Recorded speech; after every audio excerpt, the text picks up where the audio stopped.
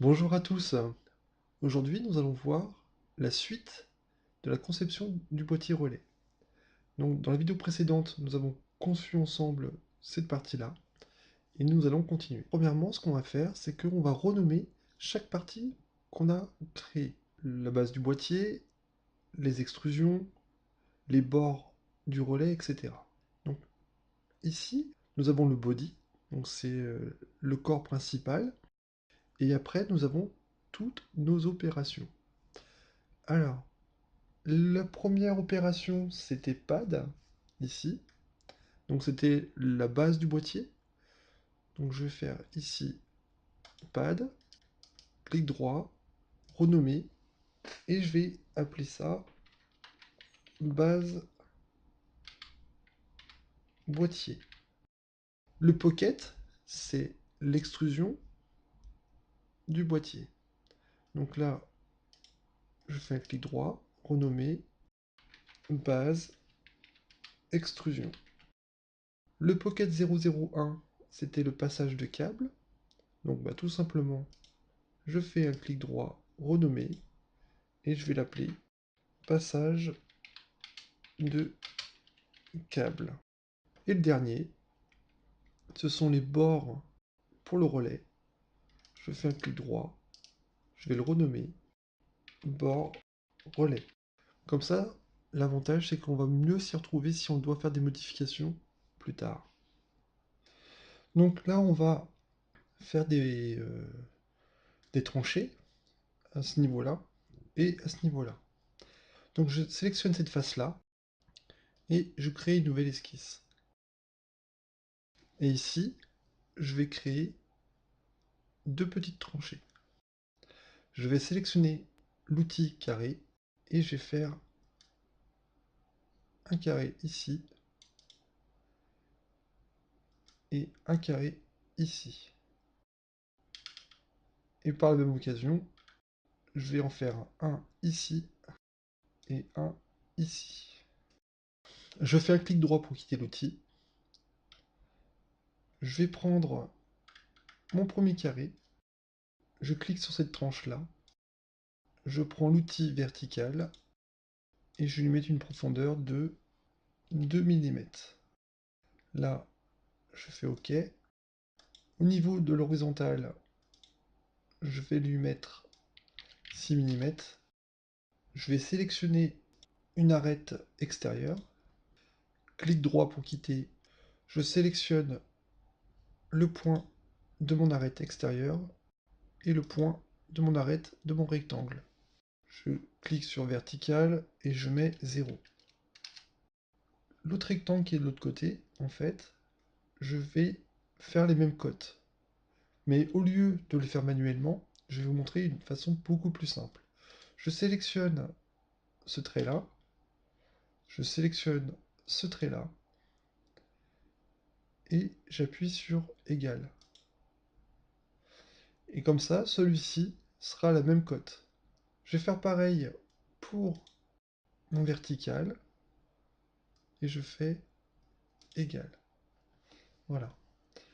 Et au niveau du point ici, donc je sélectionne ce point de ce rectangle-là, je sélectionne le point de l'arête externe, vertical, et je mets 0. On va reproduire la même chose sur ceux qui sont en dessous, en fait. Donc, je vais sélectionner ce point-là, je vais sélectionner ce point-là, j'appuie sur l'outil vertical, et ici je mets 0. Et pareil pour l'autre, j'appuie sur ce point-là, j'appuie sur ce point-là. Comme tout à l'heure, pour les cotes, je fais la même chose. Je sélectionne l'arête, je sélectionne l'arête qui est ici, et je fais égal. Et on fait la même chose pour celui-ci. Je sélectionne cette arête, je sélectionne cette arête, et je fais égal. Et on va faire la même chose pour le vertical. Donc je sélectionne cette arête-là, l'arête qui est déjà paramétrée. Je vais rajouter même à la rigueur cette arête-là, et je fais égal. Comme ça, toutes les arêtes sont identiques. Là, je vais sélectionner l'arête externe, clic droit pour quitter l'outil, je sélectionne mon point de l'arête externe, le point de mon rectangle, ici je mets 0, idem pour cette partie-là, point d'arête externe, le point du rectangle. Comme on peut constater ici, j'ai encore 2 degrés de liberté. Donc, pour que ce soit bien paramétré, il faut qu'on lui indique vraiment toutes les cotes. Alors, ici, entre ce point-là et ce point-là, je vais lui donner au niveau horizontal la distance. Donc, je clique sur l'outil horizontal et je fais OK. Donc, 24,92, OK. Donc là, il me reste encore 1 degré de liberté. Alors, le degré de liberté, en fait, c'est sur l'axe horizontal, qu'on peut constater ici, je peux le bouger, mais par contre, je peux pas le bouger sur le vertical, parce que tout est bien paramétré. Donc là, on va le centrer ici. Alors, je le centre à peu près. Je clique ici sur mon arête externe, je clique sur mon rectangle, j'appuie sur cet outil, donc le vertical, l'horizontal du moins. Donc là, je vais mettre par exemple 5 mm. Mais là, je vois apparemment que je ne suis pas centré. Alors c'est très simple. J'appuie sur l'arête externe, j'appuie sur mon rectangle, le point de mon rectangle, et je vérifie la distance. Comme on peut constater, ici, j'ai 3,50. Alors, d'un côté, j'ai 5, et de l'autre côté, j'ai 3,50. Donc, il faut faire un calcul pour être centré. Donc, ça va nous donner 4. Donc là, je vais modifier ma cote. Donc, où c'est marqué 5 mm, je clique 2 fois dessus. Et ici, je tape 4. On va revérifier que mon calcul est bon. Normalement, il est faux, c'est fait exprès. Et là, j'ai 4,50. Donc, 4,50 et 4, ça fait 4,25. Console. Donc là, 4, je clique 2 fois dessus. Et ici, je rajoute 25. Et là, on est vraiment centré. Une fois que c'est terminé, on appuie sur Close. Et là, je vais faire une extrusion. Donc là, mon extrusion, je vais la faire de 10 en profondeur. Et je fais OK. Je fais clic droit, Open Inventor. Puis je fais un clic droit, CAD. Je sélectionne cette tranche-là. Ici, je vais créer une nouvelle esquisse. Je vais rapprocher. Je vais ici ajouter un rectangle et un deuxième. Donc ce rectangle-là, je vais lui donner une cote. Donc 6. Je fais OK. Au niveau hauteur, je vais lui donner 3. Je fais OK. Je sélectionne l'arête qui est déjà paramétrée. Je sélectionne l'arête de l'autre rectangle. Et je fais égal. Et pareil pour le vertical.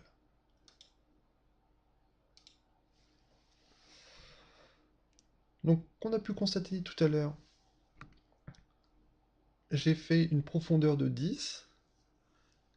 Et là, ce que je vais faire, en fait, c'est que cette partie-là commence à 7. Donc, je sélectionne mon arête extérieure, clic droit pour quitter l'outil, je sélectionne mon point de l'arête extérieure, je sélectionne mon point de mon rectangle, vertical, et je mets ici 7. Pareil pour l'autre. Et maintenant, je sais que ici j'avais 4,25. Donc je sélectionne le point de mon arête extérieure, le point de mon rectangle, vertical, 4,25. Et pareil pour celui-ci. Une fois terminé, on appuie sur Close. Je vais encore créer une extrusion et type à travers tout. Et je fais OK. Clic droit, Open Inventor. Donc cette partie du boîtier est terminée. On va s'attaquer maintenant au capot. Avant toute chose, on va reprendre les cotes, savoir à peu près quelle cote je vais faire pour mon capot. Alors, là dans base boîtier, je clique sur son sketch. Et ici, j'ai 64, 92 et 80, 27. Comme ça sera la base de mon capot. Alors là, ce que je vais faire, c'est que je vais créer, je fais close, puis je vais dans fichier nouveau. Là, je vais créer mon capot. Donc, je sélectionne esquisse, XY plane, OK. Donc là, je vais faire mon rectangle, je le positionne au centre. Donc, on peut constater, l'icône du curseur a un tout petit point. Et je fais mon rectangle. Clic droit pour quitter l'outil. Et là, nous allons rentrer nos cotes. Là, nous avons dit 64,92. Et ici, 80,27.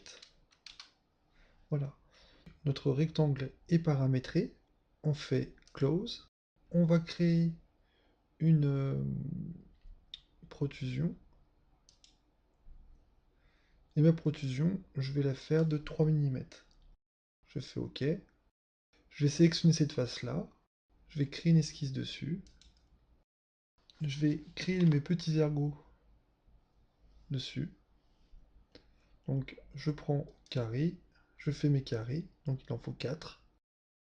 Clic droit, je sélectionne mon premier carré vertical 5 mm. Sur mon ergot tout à l'heure j'avais 6, donc j'ai mis 5, comme ça j'ai un petit battement de chaque côté. Ici je vais mettre 5 mm aussi, et je vais faire pareil pour tous. Alors, ce que je vais faire avant, je vais sélectionner ma tranche externe, je clique sur le point de ma tranche externe, je clique sur mon rectangle, et ici, vertical égale 0. Maintenant, je sélectionne mon arête de mon carré, je sélectionne les arêtes de mes autres carrés, donc les arêtes horizontales, et je fais égal. Et je vais faire pareil pour les verticales. Maintenant, je sélectionne le point de ce carré, vertical, et je mets 0. En dessous, celui-ci, avec ce point-là, je sélectionne vertical, je suis bien à 0.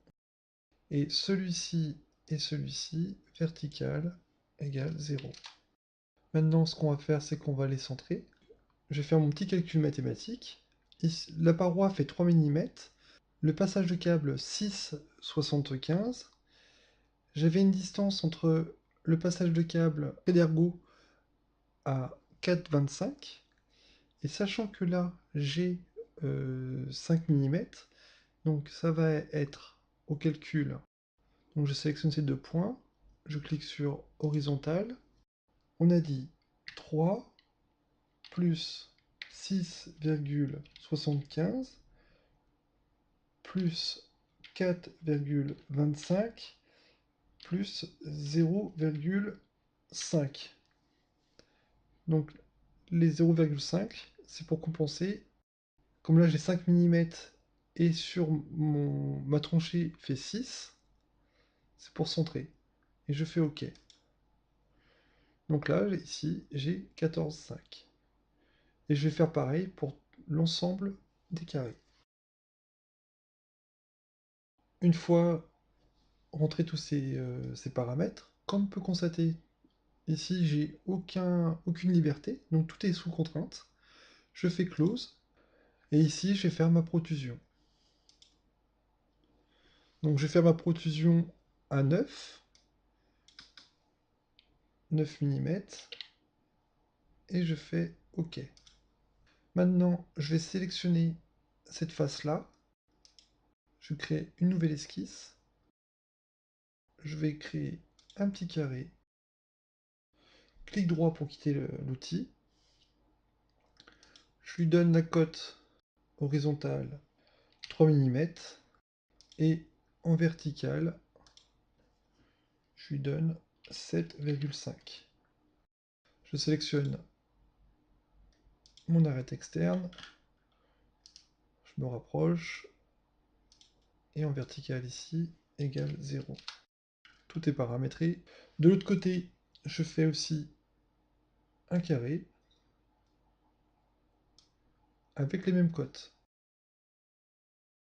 Je fais close, et là je vais faire une extrusion, ici, à travers tout, et voilà. Et je fais OK. Je vais changer mon outil. Alors, il y a deux possibilités pour changer l'outil. Soit je fais un clic droit, style navigation, Open Inventor, ou ici, je peux cliquer sur CAD ici et sélectionner Open Inventor. Donc, on va enregistrer le fichier. Fichier enregistré. Je mets par exemple sur le bureau et je l'appelle capot. Maintenant, on va faire le passage de câble du pont. Donc, clic droit, Open Inventor, je tourne un petit peu ma pièce, clic droit, CAD, et je sélectionne cette face. J'appuie sur Esquisse, je fais un rectangle, ici je lui donne 15, ici je lui donne 3, et je fais OK. Maintenant, je vais sélectionner des arêtes externes pour centrer. Je clique droit pour quitter l'outil, et je prends la distance entre les deux. Donc je sélectionne mes deux arêtes externes, et ici, horizontale, qu'on peut constater, j'ai 25,92. Donc 25,92 moins 15 par 2, ça nous fait 5,46. Donc là, je mets 5,46. Voilà. Et au niveau de ma hauteur, donc verticale, je vais mettre 4. Je ferme, je vais faire mon extrusion, et je fais OK. Débloque câble, je vais faire 4 carrés, je sélectionne cette face, et je crée une nouvelle esquisse. Clic droit pour quitter l'outil. Sachant que mon cap fait 6,75, je vais laisser un peu d'aisance. Donc, je sélectionne l'outil de paroi externe, clic droit, et là, je vais mettre 3 mm 5. Au niveau vertical, je mets tous mes carrés à 4. Au niveau d'horizontal, je mets tous mes carrés. Alors je vais faire 6,75 moins 0,5 et je fais OK. Maintenant, je sélectionne une arête externe, clic droit, et je mets tous mes carrés au bord. Donc là, j'ai tout mis à la cote, donc tous mes carrés sont à 3,5 mm du bord, et là, tout est paramétré. Je fais close, et là, je vais créer une protrusion. Ma protrusion va être de 23 mm, et je fais OK. Maintenant, on va faire les passages de câbles. Donc je sélectionne cette face-là, et je crée une nouvelle esquisse. Et je vais faire deux ronds de 6,75, et mon centre du rond sera ici. Donc je sélectionne les deux arêtes ici, clic droit, et je fais mes ronds. Mes ronds, je leur donne un diamètre, donc 6,75 divisé par 2, Et celui-ci, je le mets égal. Maintenant, on va centrer notre rond. Pour centrer le rond, ici, on sélectionne les 2 points de notre arête externe, puis le point de notre cercle, et on appuie sur cet outil-là. Et ça permet de le centrer. On fait pareil pour celui-ci, et voilà, ils sont centrés. Je fais close, et là, je vais créer une extrusion à travers tout. Puis, OK. Voilà, notre pièce est terminée. Maintenant, on va exporter le fichier. Là, on sélectionne modèle ici, puis body. Donc ça met la forme en vert. On fait fichier, exporter. Donc là, je vais l'appeler capot. On fait pareil pour le boîtier. Ici, on sélectionne STL Mesh. Donc là, on a plusieurs choix. Mais là, ce sera STL Mesh. Puis save. Puis après, on le met sur Cura ou sur un autre logiciel de traitement. Donc mon impression est terminée. Alors là, j'ai utilisé du câble PLA plus Sonlu. Très très bon câble. Franchement, au niveau qualité, c'est vraiment très très propre. Donc là, on va monter dans ce boîtier mon relais, donc, qui est ici. Alors ça est très simple. Je positionne mon relais à ce niveau-là. Et je pose mon câble ici. Et l'autre côté, je le mets à l'intérieur. Et mon relais, voilà, mon relais est positionné. Donc, toujours vérifier que les câbles ici sont bien serrés, il n'y a aucun problème. Donc une fois que ça c'est fait, ce que je vais faire pour pas que le câble il part dans tous les sens, je vais utiliser un serflex et je vais le poser à ce niveau-là. Comme ça, si on tire malencontreusement sur le câble, bah avec le serflex, ça va le bloquer. Donc je vais me faire le montage. Je vais sortir le câble. Je positionne mon serflex dessus.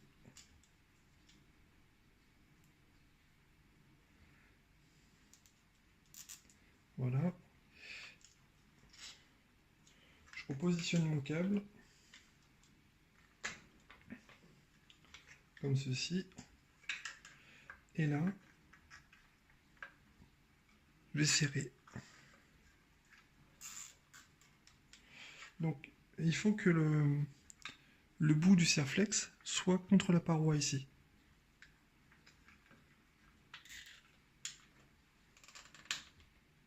Là, comme on peut constater, je ne peux plus retirer mon câble.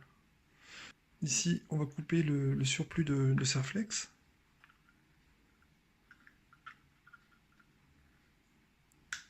Voilà. Et l'autre côté, ici, je vais faire la même chose. Mais au lieu de le faire en entrée, je vais le faire ici, à ce niveau-là. Je mets mon serflex. Je ramène mon serflex de ce côté-là à peu près. Voilà. Ici, je glisse mon serflex. Ici, je glisse mon serflex à ce niveau-là. Donc je lève un tout petit peu le câble.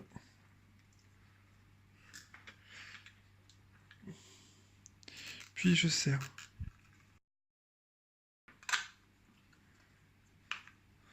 Donc là, mon serflex est ramené au maximum.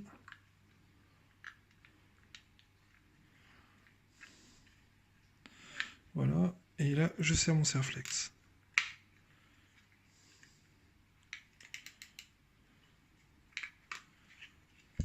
Et là, mon câble, je le ramène un tout petit peu par ici. Et voilà. Comme on peut constater, ça devient vraiment fixe. Donc j'ai mis mon serflex à ce niveau-là et un serflex à ce niveau-là. Et là, on peut tirer sur les câbles, ça ne bougera plus. On coupe. Maintenant, on va s'occuper du haut. Donc, au niveau de mon passe-câble ici, j'ai fait une petite erreur. Donc, je vais le mettre sur la vidéo. Je vais utiliser mon Dremel et j'ai corrigé cette petite bêtise.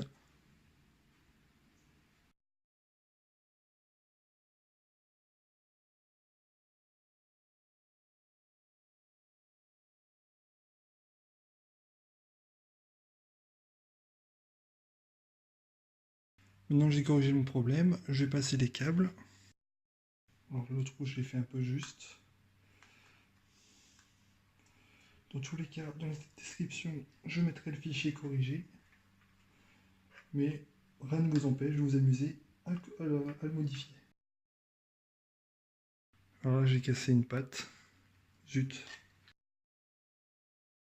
Mon passage de câble est fait. Alors, on va aussi un petit peu l'élargir, parce que quand j'ai fait la vidéo, pour le montage, bah, je l'ai pas imprimé avant, donc je découvre avec vous mes petits défauts. Donc je vais élargir un petit peu le trou. Au lieu de mettre 3, je le mettrai aussi sur la vidéo. On mettra 4. Comme ça passe largement, il n'y a pas de souci. Et comme j'ai dit tout à l'heure, j'ai cassé un petit ergot. Mais ça ne dérange pas trop, apparemment. Donc là, je vais essayer de mettre maintenant mon boîtier de ce côté-là. Et le faire de ce côté-là.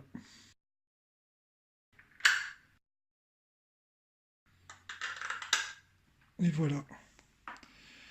Bon, j'ai un ergot qui est cassé. Mais là, j'ai beau forcer, ça tient très bien.